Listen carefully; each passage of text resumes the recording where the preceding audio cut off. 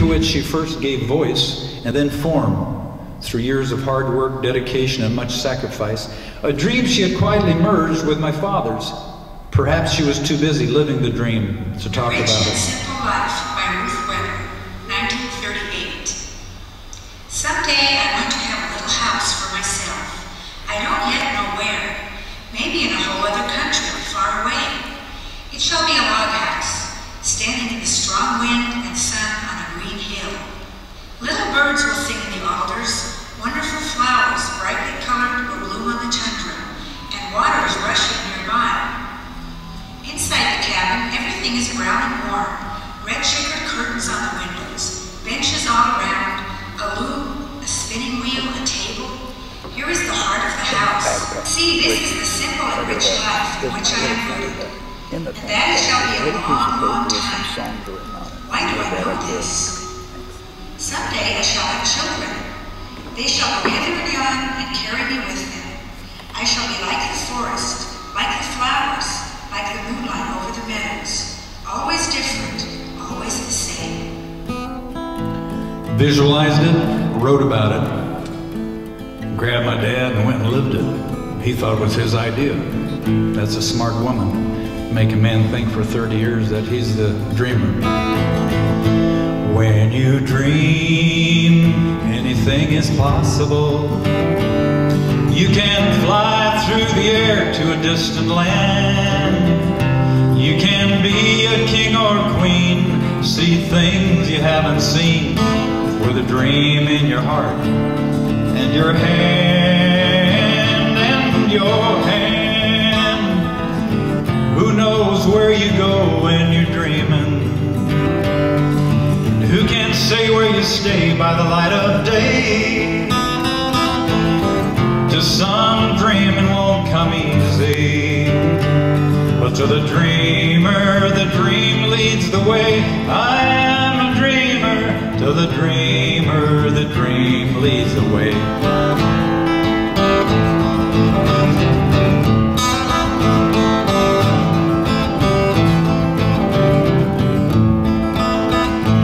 When you dream, anything is possible. You can dare to be the best that you can be.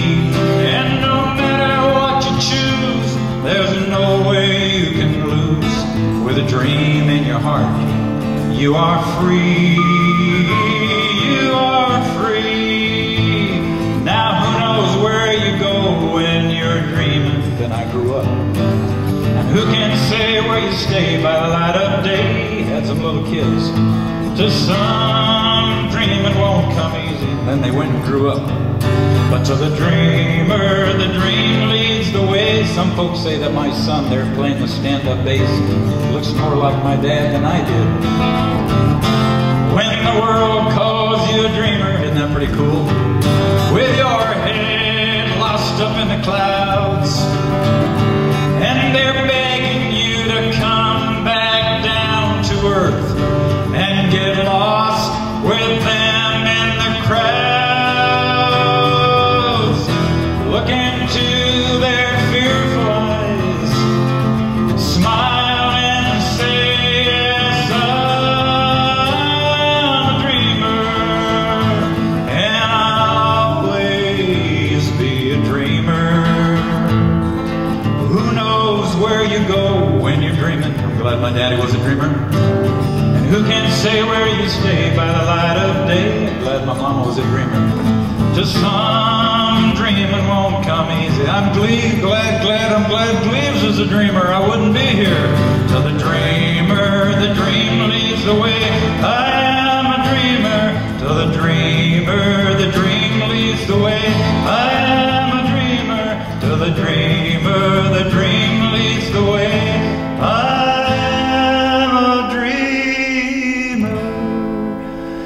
So as you leave here today, think about those people who dreamt to get you here and thank them. If you haven't already, then think about your own dreams, because no matter how humble or how ordinary, they will affect somebody. They will make a difference, and chances are your dreams already have made a difference in your life and somebody else's life, because we're all dreamers. And who knows where you go when you're dreaming.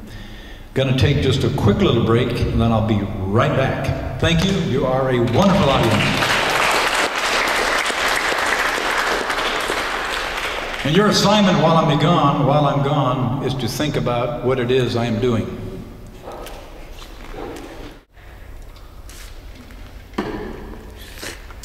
And no, I was not taking a nip of alcohol. I quit all my bad habits, not because I'm a virtuous person, but just because I had to make a choice. You know, I had to make a choice. I had the privilege of meeting Dave Crosby of Crosby, Stills and Nash. I had the privilege of meeting Jackson Brown. And one thing they both told me was how proud they were of my daughter, not because of her talent, but because of the fact that she didn't have to go through what Crosby and Jackson had to go through, which was a lot of, you know?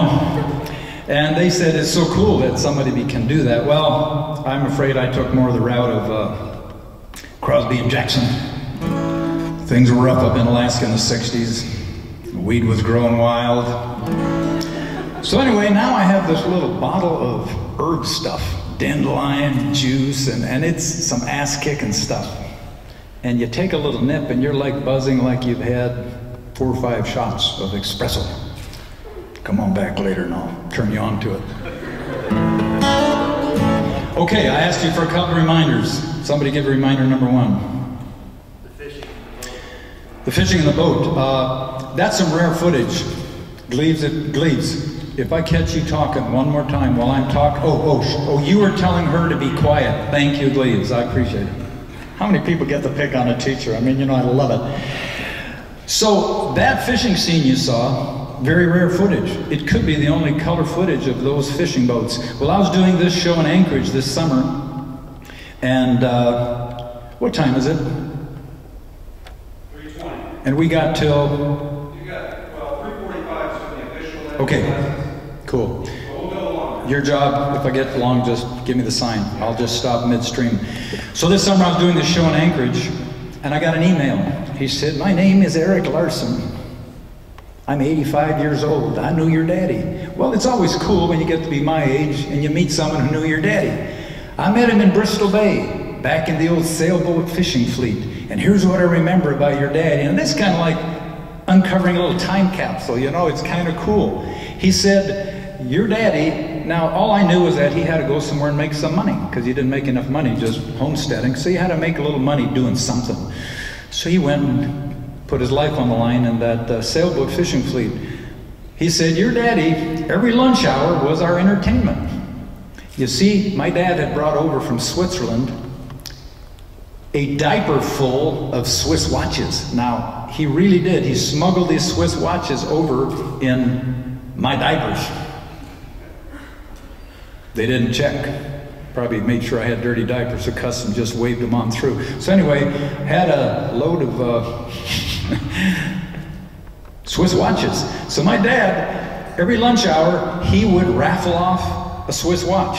And what he did was he took playing cards and he gave everybody for $1. He'd cut a playing card in half, he'd keep half, and he'd give the person half the card. So after he got all his dollars gathered up, he'd reach in there and whoever had the other half of that playing card would win the watch. And I thought, that was too cool. My dad was creative. I mean, first he smuggled these watches over here, which my older sisters corroborated. And then at lunchtime, it was the entertainment. Fisherman threw in $1 and he raffled off the watches. The story about the song Yo, the thing I love about that yodeling song is not only is it entertaining, but it also takes up a lot of time. I'll have another half hour to do and I can't think of any songs. I do the Yo song and I can stretch that sucker out for an hour because I do my pre-intro, preamble, then the song, and then I got a couple of postscripts after the song, but I'm just going to do the short version today. How many of you write poetry, prose, songs, anything? Raise your hand. I won't pick on you. Just kind of want to know. Thank you. Hands down.